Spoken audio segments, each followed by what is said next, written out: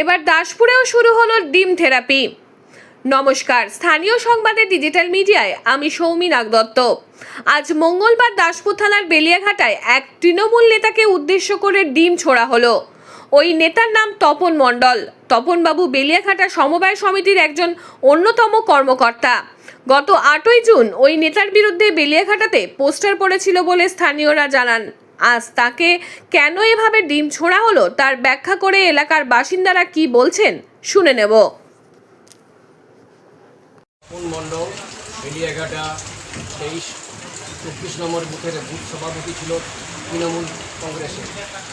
অত্যাচারী একজন গুন্ডা মস্তান গোটা বেলাঘাট গ্রামের মানুষের উপর চরম অত্যাচার চালিয়েছে 15 বছর ধরে।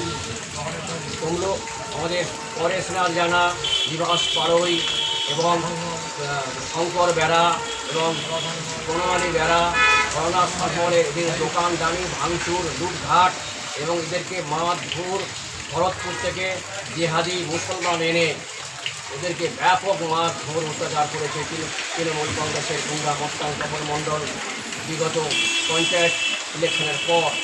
সেই সঙ্গে শিবরাম মণ্ডল, আমি শিবরাম মণ্ডল আমার 12-14খানা বড় বড় গাছ কেটেছে জল বলে নিয়ে গিয়ে, এবং সেই সঙ্গে সঙ্গে আমি যাতে থানা পুলিশ করতে না পারি এবং আমার বয়স এখন 68 বছর, আমার বিরুদ্ধে শ্লীলতাহানির মামলা করেছে। বহু মেয়েদেরকে নিয়ে ও নানা রকমের ব্যবসার মধ্যে লিপ্ত থাকে।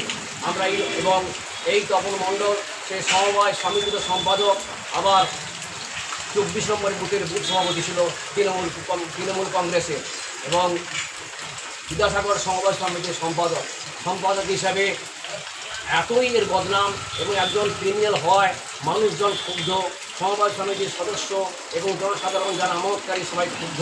তাই আমরা এই ধরনের ব্যক্তিকে আমরা আজকে ডিম থেরাপি করেছি। আমরা কোনো আইন হাতে তুলে নিইনি, জনসাধারণ কয়েকশো জনসাধারণ এসে ডিম থেরাপি করে এই ধরনের মানুষকে চোর বলে তাড়িয়ে দিয়েছে। এবং আগামী দিনে এই ধরনের মানুষ, এই তপন মণ্ডল ভোটের পর থেকে সম্পূর্ণরূপে নিখোঁজ ছিল। এখন এই ভোটের পর আজকে সমবায় সমিতির বোর্ড মিটিংয়ের নামে সমিতিতে এসেছিল, তাই এলাকার মানুষ জানতে পেরে সবাই জড়ো হয়ে আজকে তার ওই ব্যক্তির বিরুদ্ধে তীব্র প্রতিবাদ জানিয়েছে। আমরা এই ধরনের ব্যক্তিকে যাতে জনসাধারণ থেকে বিচ্ছিন্ন হয় তার জন্য আমরা জনসাধারণের কাছে আবেদন জানাচ্ছি।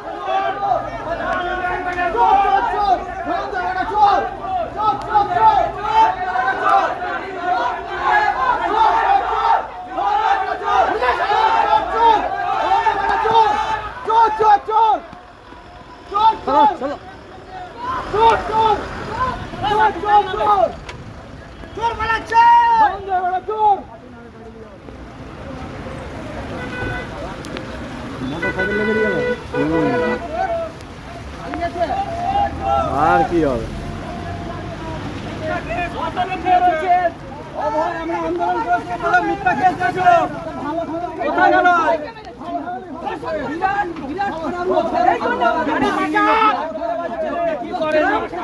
দেখুন বেলাঘাটে তপন মণ্ডল চোর ছিল, তাকে ধরার জন্য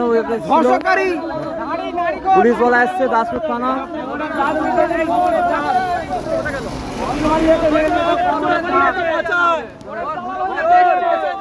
সব একই, কত খেলবে আর কত কাছে দেখবো। ঘর থেকে তো পালাতে পারবে নি, ঘরটাই ঢুকবো এবার।